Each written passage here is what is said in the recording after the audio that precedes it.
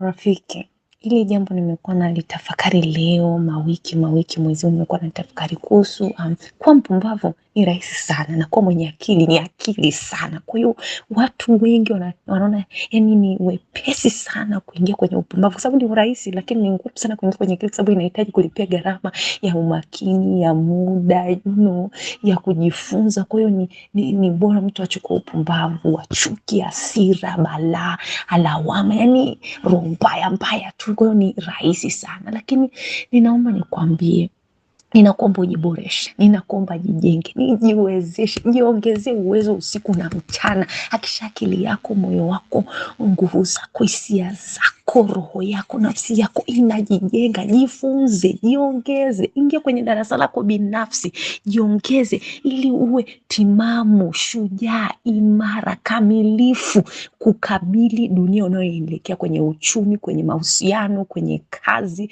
kwenye familia. Kwa hiyo that's the theme. Embu kaa hapo. Ni maombi yangu katika Kristo Yesu ushinde na zaidi ya kushinda, na utakuwa mshindi